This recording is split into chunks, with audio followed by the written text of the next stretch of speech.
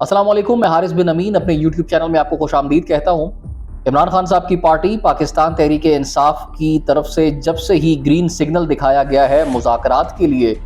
तो हुकूमती बेंचेस पर बैठे लोग उनका मजाक उड़ा रहे हैं, उनके खिलाफ बातें कर रहे हैं। कोई कहता है कि ये डर गए हैं, कोई कहता है ये खौफजदा हो गए हैं, कोई कहता है कि ये घुटनों पर आ गए हैं, कोई कहता है ये हुकूमत के सामने लेट गए हैं। मगर हकीकत इसके बरक्स है और एक ये इस तरह का इंप्रेशन मीडिया के सामने देने की कोशिश की जा रही है। हकीकत क्या है, इमरान खान साहब इस बारे में क्या कहते हैं, उनकी पार्टी को इस वक्त हिदायत क्या हैं और वो आगे क्या करने जा रहे हैं, इन तमाम मौज़ूआत पर तफसीली आज बात करेंगे।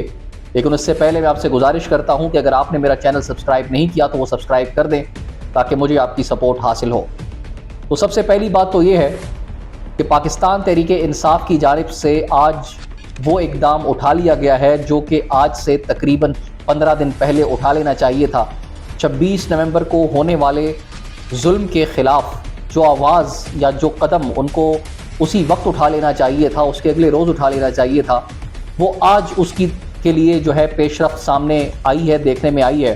मैं पहले भी बात कर चुका हूँ कि इस पर उन्होंने टीवी शोज़ में आकर बहुत बात की, मुज़ाहमत की, सबूत पेश करने के दावे किए, अपने मुख्तलिफ ट्विटर अकाउंट्स के ऊपर उन्होंने मुख्तलिफ सबूत जो है वो पेश किए, मगर उन्होंने कोई ऐसा कानूनी स्टेप नहीं लिया था। और इस बारे में इमरान खान साहब की उनको पहले दिन से हिदायत थी। इमरान खान का अक्ल फ़हम अगर देखा जाए तो वो बहुत आगे की सोचते हैं, वो बहुत ही उस तरफ सोचते हैं जिस तरफ किसी का ध्यान नहीं होता। और उसकी वजह यही होती है कि उनको पता होता है कि अगली शतरंज की जो चाल है, अगली वो क्या चल रही है। इमरान खान साहब की तरफ से बहुत क्लियर डायरेक्शंस थी अपनी पार्टी को कि ये जो वाक़या हुआ है 26 नवंबर का, इसकी आप FIR लिखवाएं। और पार्टी क़यादत की तरफ से अभी तक कोई FIR दर्ज नहीं कराई गई थी। इमरान खान साहब ने कहा था कि FIR अगर नहीं भी होती तो आप लोग डायरेक्टली अदालत के साथ रुजू करें। ऐसा भी उनकी पार्टी में ऐसा किसी ने नहीं किया, ज़रूरत नहीं की। उन्होंने मज़ीद कहा था कि आप लोग जो CCTV फुटेजेस हैं उन फुटेजेस को इकट्ठा करें, उनको सबूत के तौर पर इकट्ठा करें ताकि वो हमें कल हमारे काम आएंगी और हम उनको इस्तेमाल करेंगे अपने लोगों को इंसाफ दिलाने के लिए। तो अब उस मामले में पेशरफ्त नज़र आई है और ये ऐन उस वक्त आई है जब हुकूमती बेंचेस से ये आवाज़ें आ रही हैं, जिस तरह मैंने बताया कि उनको लगता है कि PTI घुटने टेक चुकी है। हालांकि PTI अगर घुटने टेक चुकी होती तो आपके खिलाफ ना जाती। आपके खिलाफ से मुराद आप हुकूमती बेंचेस पर हैं, आप जवाबदेह हैं कि उस रात जो जुल्म हुआ वो क्यों हुआ। बैरिस्टर गोहर की जानिब से अदालत में दरख्वास्त दायर कर दी गई है और उसमें बताया गया है कि 26 नवंबर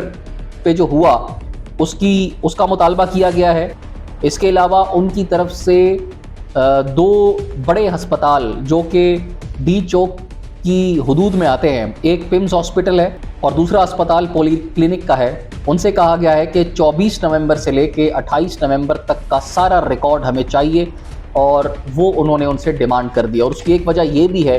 कि मुबैना तौर पर नाम ज़ाहिर ना करने की शर्त पर मुख्तलिफ डॉक्टर्स की तरफ से, मुख्तलिफ अस्पताल की स्टाफ की तरफ से ये बयानात पहले सामने आ चुके हैं, जिसमें उन्होंने लोगों के ज़ख्मी होने की, बड़ी तादाद में ज़ख्मी होने की और उनकी कैजुअलिटीज़ की तस्दीक की है। इसके अलावा शानदाना गुलजार साहिबा का वीडियो आजकल वायरल कर रहा है सोशल मीडिया पर, हर किसी की पहुंच तक तकरीबन वो जा चुका है। उन्होंने इसमें दावा किया है कि कंटेनर्स में लाशें छुपाई गई थी और उन्होंने एक लाश का तज़करा बड़े दुख और अफसोस के साथ किया और उन्होंने बताया कि उसको कीड़े पड़ गए थे। और ये उसी 26 नवंबर को जो हुआ था उसी हवाले से उन्होंने एक गुफ्तगू की है। तो ये ऐसे एविडेंस हैं जो तहरीक इंसाफ के पास इस वक्त मौजूद है और इसी की बुनियाद पर वो उन्होंने अदालत का रुख किया है। लेकिन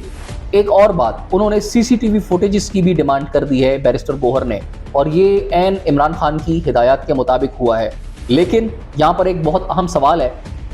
वो सवाल ये है कि CCTV फुटेज क्या PTI को अब मैसर होगी, क्योंकि उसका कंट्रोल तो इंतज़ामिया के पास है। इंतज़ामिया आपको कह सकती है कि हमारे पास तो डाटा सिर्फ 2 दिन का होता है, 3 दिन का होता है, 1 हफ़्ते का होता है, आप हमारे पास 3 हफ़्ते बाद आए हैं तो हम आपको डाटा कहाँ से प्रोवाइड करें, वो तो ऑटोमेटिकली डिलीट हो जाता है।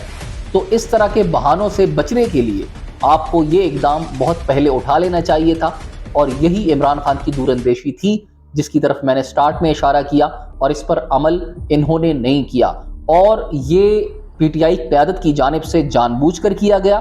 یا یہ ان کی غلطی تھی، یہ بھی آنے والے دنوں میں چیز کلیئر ہو جائے گی۔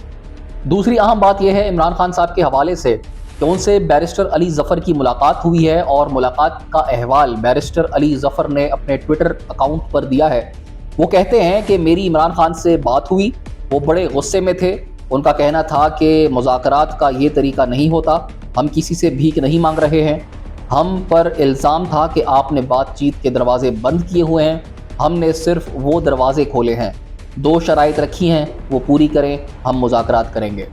تو یہ عمران خان کی باڈی لینگویج ہے، یہ عمران خان کا ایٹیٹیوڈ ہے، اور یہ واقعی میں ایسا بندہ ہے جو نہ ٹوٹنے والا ہے نہ جھکنے والا ہے، نہیں تو اتنا ظلم کسی کے ساتھ ہوتا، کسی کی پارٹی کے ساتھ ہوتا، سب سے پہلے آپ کو جو ہے اقتدار سے ہٹا دیا جاتا ہے، اس کے بعد آپ پر درجنوں نہیں بلکہ سینکڑوں کیسز لگا دیے جاتے ہیں جھوٹے اور سچے، اور اس کے علاوہ آپ پر چوری جیسے گھٹیا الزامات لگائے جاتے ہیں۔ آپ کے MNAs MPAs جو منتخب تھے ان لوگوں کو جو ہے ٹارچر کیا جاتا ہے، ان لوگوں کو آپ کے خلاف استعمال کیا جاتا ہے، چادر اور چار دیواری کا تقدس بار بار پامال کیا جاتا ہے، آپ کو گولی لگ جاتی ہے، اس کے باوجود بھی آپ پیچھے نہیں ہٹتے، 1 سال سے زائد کا عرصہ آپ جیل کے اندر گزارتے، اور اس کے باوجود بھی آپ کا یہ حوصلہ ہوتا ہے۔ آپ کے ورکرز کے اوپر انتہا کی شیلنگ کی جاتی ہے، آپ کا مینڈیٹ چوری کیا جاتا ہے، آپ کا جو ہے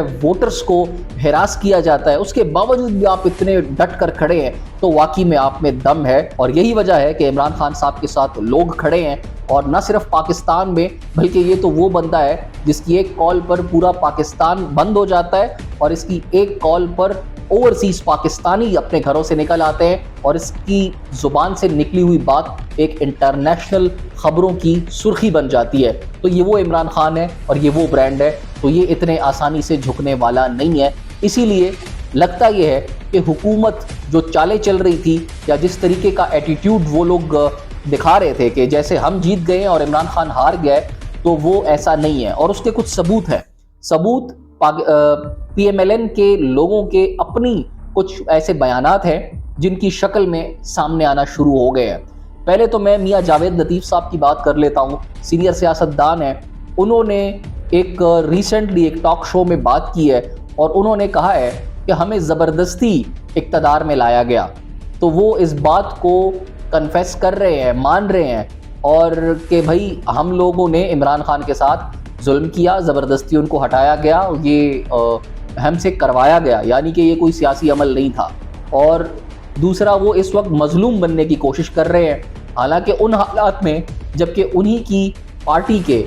اقتدار میں بیٹھے لوگ پی ٹی آئی کا مذاق اڑانے میں مصروف ہیں، تو کچھ ایسی جو حقیقت ہے، جو اندر کی بات ہے، تو کچھ لوگوں کی زبان پر سامنے آنا شروع ہو گئی ہے، اور اس سے اندازہ لگایا جا سکتا ہے کہ یہ صفائیاں آ کر ٹیلی ویژن پر پیش کر رہے ہیں کہ بھائی ہم نے تو نہیں کیا تھا، یہ غلطی تو مجھ سے فلاں نے کروائی تھی، میں تو بے قصور ہوں، میں تو گنہگار نہیں ہوں، مجھے معاف کر دینا، کیونکہ ان کو ابھی اپنی سیاسی موت نظر آ چکی ہے۔ انہوں نے عمران خان کے ساتھ عوام کی جو طاقت ہے اس کا زور دیکھ لیا ہے، انہوں نے عمران خان کی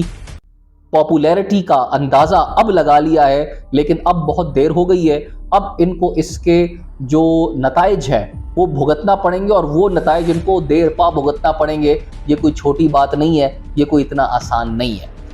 دوسری خبر، خرم دستگیر صاحب کہتے ہیں کہ ووٹ کو عزت دو کا نعرہ لگانے کی سکت اب پارٹی میں نہیں رہی، اور اس مقصد کے لیے حکومتوں کو کی قربانی دینی ہوگی۔ خرم دستگیر صاحب جو کہ پی ایم ایل این کے خاص طور پر نواز شریف صاحب کے بہت خاص آدمی ہیں، ان کی طرف سے اس طرح کا بیان کہ ووٹ کو عزت دو کا جو ہمارا نعرہ تھا ہم اس پر سٹینڈ نہیں کرتے، اور اگر ہمیں ووٹ کو عزت دینی ہے تو ہمیں اقتدار چھوڑنا ہوگا، یہ بہت بڑی سٹیٹمنٹ ہے، یہ ایک قسم کی گواہی ہے کہ آپ کی پارٹی نے لوگوں کے ووٹ پر ڈاکہ ڈالا، 8 فروری کو آپ نے مینڈیٹ چوری کیا، اور آپ لوگوں نے لوگوں کا جو اعتماد ہے وہ اس کو توڑا ہے۔ دوسری بات یہ بہت اہم ہے کہ عمران خان نے اس وقت 15 دسمبر کی کال دی ہے، اور انہوں نے کہا ہے کہ پشاور میں ایک تقریب کا انعقاد ہوگا، اور جس میں شہداء کے نام کے ساتھ اس دن کو منسلک کرنے کا انہوں نے کہا ہے، کہ شہداء کی یاد میں یہ دن منایا جائے گا۔ اس سے دو چیزیں